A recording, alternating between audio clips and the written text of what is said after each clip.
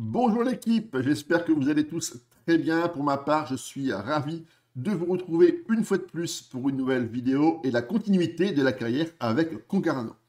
Rappelez-vous, l'an passé, on a réalisé un magnifique quadruplé avec une victoire en Trophée des Champions, en Coupe de France, en Ligue 1, mais également en Ligue des Champions. Cette année, le challenge est hyper intéressant et palpitant. On va essayer de conserver au moins 2 ou 3 titres pour cette nouvelle année.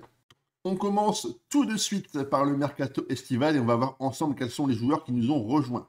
J'ai fait le choix de recruter des jeunes joueurs d'avenir prometteurs, vous me direz comme d'habitude, mais cette année, je vais essayer de faire évoluer ma tactique et la rotation en intégrant ces joueurs plus régulièrement pour les faire progresser, mais surtout pour faire souffler mon 11 de départ. La première recrue est un jeune joueur allemand qui s'appelle Sonny Hammond, qui a déjà une très belle carte pour 18 ans. Je l'ai acheté 24 millions d'euros. Il est capable de jouer sur tout le côté droit de mon équipe, mais surtout de pouvoir éventuellement dépanner en tant que numéro 6, ce qui permettra à Evandro de pouvoir souffler pour quelques matchs. Derrière, on fait signer un jeune joueur uruguayen, Richard Varela, qui sera le remplaçant de Javier Fernandez sur le flanc gauche de ma défense. Joueur très rapide, également très bon mentalement pour un mec de 20 ans. Au niveau du potentiel, certainement un peu limité, mais pour la rotation, ça fera à mon avis largement le travail. François Romer qui nous rejoint également, jeune joueur suisse que j'ai recruté pour 6 millions d'euros seulement. Je ne pouvais pas laisser passer un joueur comme ça avec une si belle carte. Et je me suis dit que c'était trop tentant. 42 000 euros par mois, il est très rapide, très bon dribbleur, joueur déterminé et motivé. En tant que joueur de rotation, je suis sûr qu'il va pouvoir trouver une place avec Ivo Cardozo sur le flanc droit de mon attaque. Et ensuite, on recrute Rasmus Trotsen, un joueur suédois qui va lui également rentrer dans la rotation avec Tejera.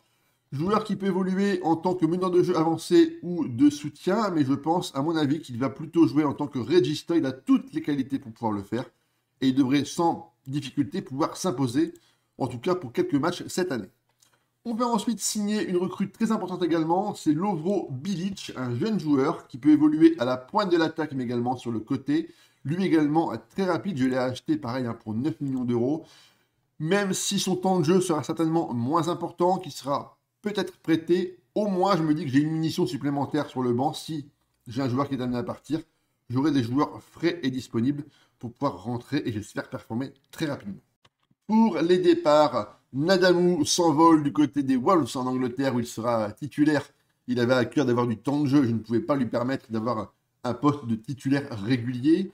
On fait ensuite partir Ivan Navarro et Alex Olaizola pour 23 millions et 14 millions d'euros, des joueurs que j'avais achetés et que j'ai très bien revendus, donc des très belles plus-values sur ces deux gars.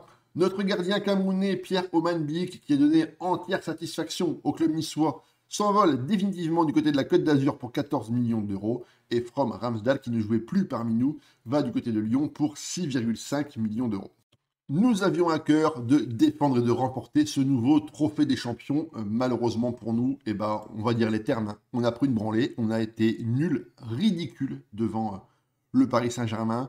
Le PSG qui était clairement mieux armé, pas forcément tactiquement, mais physiquement, ils sont hyper au point. Ils ont été très agressifs, très bons dans l'intensité, emmenés par un Warren Zaïre-Emery absolument en feu et fabuleux. On prend une véritable valise, match à oublier, mais attention, les très grosses échéances arrivent bientôt. Le début du championnat, mais aussi bientôt la Super Coupe d'Europe qu'on va devoir disputer.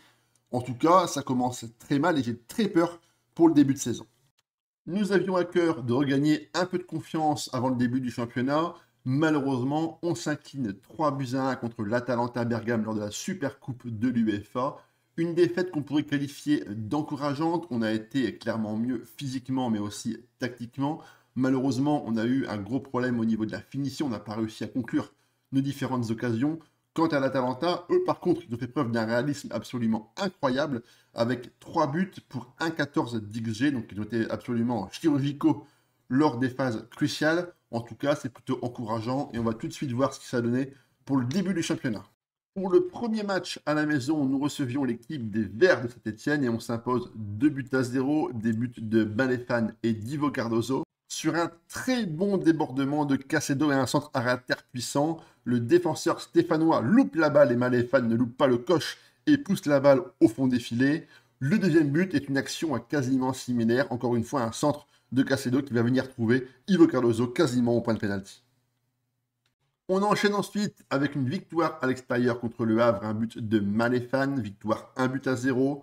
Ensuite, à la maison, nous recevions l'équipe de Rennes et très belle victoire 3-0, des buts de Stojikovic, Richard Varela, notre petite recrue uruguayenne et surtout un but d'Ivo Cardoso pour conclure ce festival offensif. Contre Nice, par contre, malheureusement à l'extérieur, un match déjà qui était important pour les premières places, tant on sait maintenant que Nice est une équipe prépondérante dans le haut du classement, on s'incline vraiment très lourdement 3-0 à l'Allianz Arena. Les Niçois ont dans leur rang deux joueurs de très grand talent, Živković et Kevin Iriart, un excellent buteur français formé à Nice qui marque le but du 1-0 sur une très belle action collective. D'ailleurs, sur un coup de pied arrêté, on va avoir du mal à dégager et c'est Iriart qui va profiter de glisser la balle pour Kefren Turam, le capitaine, qui marque un but très important pour les Aiglons au quart d'heure de jeu. Et en toute fin de rencontre, après avoir lancé toutes nos forces dans la bataille un petit peu épuisées, Amon n'arrive pas à dégager, c'est Živković qui en profite pour marquer le but du 3-0. Après cette défaite, j'ai sanctionné tous les joueurs individuellement pour ceux qui ont été excessivement mauvais lors de la rencontre face à Nice. Et derrière, le message est bien passé puisqu'on a enchaîné sur 7 matchs et 7 victoires consécutives. Tout démarre contre Bordeaux avec une victoire 3-0, un but de Maléfane et un doublé de Trudsen, notre nouvelle recrue. On a eu vraiment une domination totale sur le match, 70% de possession, 39 tirs, 18 cadrés, avec un nombre d'XG de 5,35. Le gardien bordelais a eu énormément de travail et il a brillé par de très nombreuses interventions. Derrière, on enchaîne à l'extérieur contre Lyon, victoire 2-0, but de Stojikovic et d'Ivo Cardoso. Contre Strasbourg, on a fait légèrement tourner l'effectif avec un but d'Hermal Selimi en position de numéro 10 pour remplacer Raphaël Reis qui a montré qu'on pouvait également compter sur lui. Et contre Metz à l'extérieur, victoire 1-0, but de Maléfane dans le temps additionnel. Encore une fois, l'équipe Messi nous pose vraiment beaucoup de problèmes lorsqu'on joue chez elle. Pour conclure ce mois d'octobre, victoire 2-1 à l'extérieur contre Monaco, mais ce fut très compliqué. Les Monégasques ont ouvert le score grâce à un penalty de Matija Frigan sur une faute grossière de Thomas Hansen dans la surface de réparation. Ivo Cardoso a encore une fois fait parler la poudre avec une très belle frappe au ras du poteau, avant que justement Rasmus Trudsen marque encore un but décisif en fin de rencontre, ce qui nous permet de prendre 3 points pour ce match en principauté. Contre Lorient, à la maison, victoire 3-0, but de François Romer, Loris Billy et André Amaro contre son camp. Et pour finir, prestation intéressante contre nos amis lensois, victoire 2-0, un but de Jérémy Janssen et d'Ivo Cardoso. Jérémy Janssen était préféré à la pointe de l'attaque pour remplacer Maléfane, déjà un peu fatigué de l'enchaînement des matchs. Une très belle occasion sur un très beau pointu sous la barre transversale. Et deuxième but est l'œuvre de Cardoso sur une frappe bien qu'il a détourné en provenance de Javier Tejera. Victoire 2-0. En Ligue des Champions, on a une phase de championnat plutôt compliquée à gérer. On va jouer Barcelone, Newcastle, Porto, City, Naples et l'équipe de l'Atalanta. On a débuté cette phase par un match nul à 4 buts partout contre Barcelone, une rencontre dont nous étions menés 3-2 à la mi-temps. On a réussi à renverser la vapeur, mais malheureusement pour nous, c'est Pedri qui a marqué le but du 4-4 en fin de rencontre. Prestation globalement satisfaisante, on a bien réussi à faire le dos rond face à une très bonne domination des joueurs de Barcelone. À la maison, contre Newcastle, match nul, 1 but partout. C'est Richard Varela qui va marquer le premier but de la rencontre, malheureusement pour nous. Zelito Souza va venir égaliser pour les joueurs de Châteauneuf. Contre Anderlecht, on se reprend facilement. Victoire 3-0, des buts de Diallo, Fernandez et Raphaël Reis.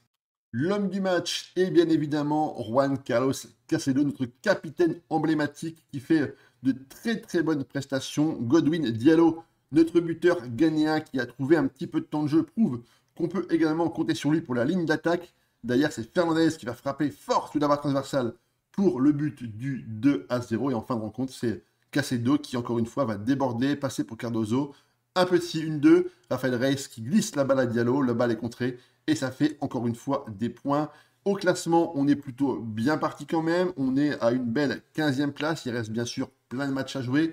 On est très grosses équipes. L'objectif est de se qualifier pour le tour suivant. Bien sûr, on espère faire partie des 8 meilleures équipes. On verra donc ça la prochaine fois pour voir si on a réussi à se qualifier directement pour le tour suivant. Au classement, en Ligue 1, nous sommes premiers avec 9 points d'avance sur le PSG et 11 points d'avance sur l'OGC Nice. On ne peut pas dire que le championnat est déjà bouclé, ça serait vraiment trop prétentieux, mais en tout cas, si on continue nos standards de performance depuis nos échecs en début de saison, ça nous a vraiment permis de rebondir et surtout de s'appliquer dans des matchs qui auraient pu paraître faciles. Les joueurs ont parfaitement pris conscience de l'enjeu et qu'il fallait à tout prix conserver nos titres. En tout cas, on est très très bien parti dans tous les tableaux. Au niveau des performances individuelles, les meilleurs buteurs du club sont Maléfan et Cardozo avec déjà 5 buts. Trotsen, Tojikovic et Raphaël Reis enchaînent avec 3 buts. On voit bien qu'il y a une très très grosse rotation qui s'est effectuée parce que les buteurs sont tous différents. Il y a plein de buteurs différents. Selimi, Diallo, Jensen, Varela, Romer ont également marqué un but. Donc on est véritablement sur la bonne politique que j'avais décidée en début de saison.